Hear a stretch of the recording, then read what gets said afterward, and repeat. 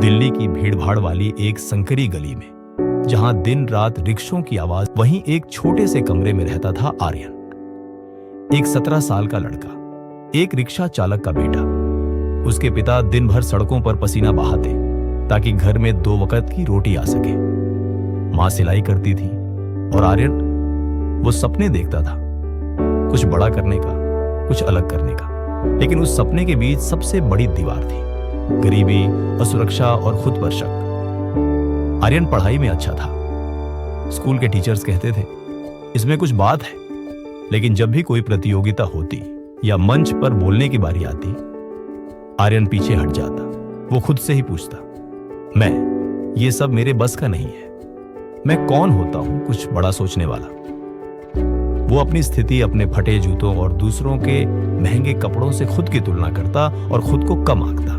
एक दिन स्कूल में राज्य स्तरीय साइंस ओलंपियाड के लिए एक नोटिस आया। टीचर ने आर्यन से कहा, तू जा सकता है, तू जीत सकता है। लेकिन घर की हालत देखकर आर्यन हिचक गया। भागीदारी फीस 300 रुपये थी, जो उसके घर की 2 दिन की कमाई के बराबर थी। वो घर आया, चुपचाप बैठा रहा। तब उसके पिता ने पूछा, क्या हुआ बेटा? आर्यन ने पहली बार अपनी इच्छा बताई। पिता ने बिना एक शब्द बोले अगले दिन 300 रुपये दे दिए, खुद भूखा रहकर। आर्यन गया, लेकिन उस प्रतियोगिता में वो हार गया। उस दिन उसने खुद से कहा, मेरे पापा ने भूखा रहकर मुझ पर भरोसा किया, लेकिन मैं, और यही सोचते हुए उसने हार मान ली। वक्त बीतता गया। आर्यन अब 8वीं में था। एक दिन स्कूल में एक मेहमान वक्ता आए, एक प्रसिद्ध मोटिवेशनल स्पीकर। उन्होंने एक ही बात कही, अगर तुम खुद पर भरोसा नहीं कर सकते तो दुनिया क्यों करेगी? उनकी बातों ने आर्यन को हिला दिया। उसी रात उसने अपने पिता से पूछा, पापा, आपको कैसे भरोसा था कि मैं कुछ कर सकता हूं? पिता मुस्कुराए और बोले, क्योंकि मैंने कभी खुद को कमजोर नहीं माना, इसलिए तुझे भी नहीं मानूंगा। उस दिन पहली बार आर्यन ने खुद को देखा, एक ऐसे इंसान के रूप में जो हार सकता है लेकिन टूट नहीं सकता।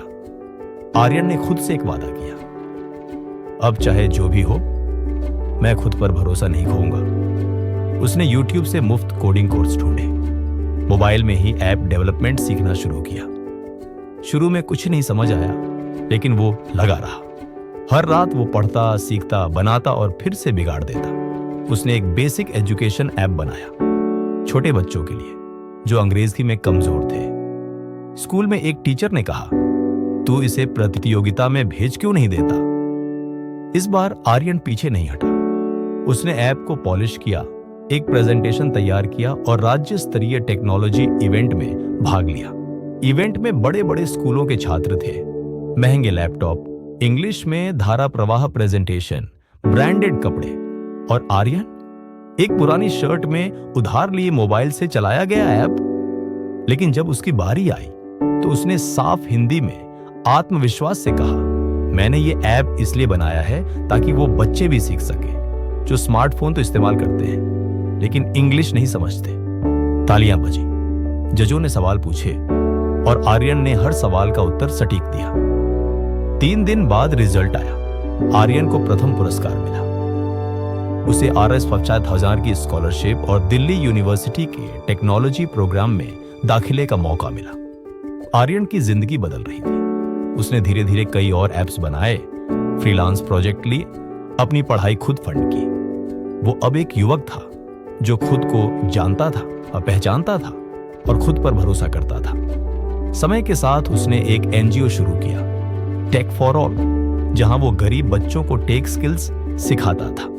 हर बार जब वो किसी बच्चे को कंप्यूटर सिखाते देखता तो उसे अपना अतीत याद आता और वो मुस्कुराता।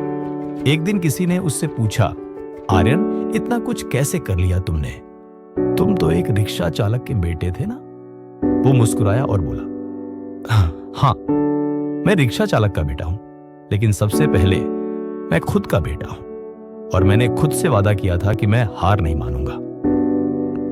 कहानी से सीख, मॉरल ऑफ द स्टोरी, अगर आप खुद पर भरोसा करते हैं तो दुनिया की कोई भी ताकत आपको नहीं रोक सकती। किसी का बेटा होना, किसी गली में पैदा होना, आपके संसाधन, आपके कपड़े, ये सब सिर्फ परछाइयां हैं।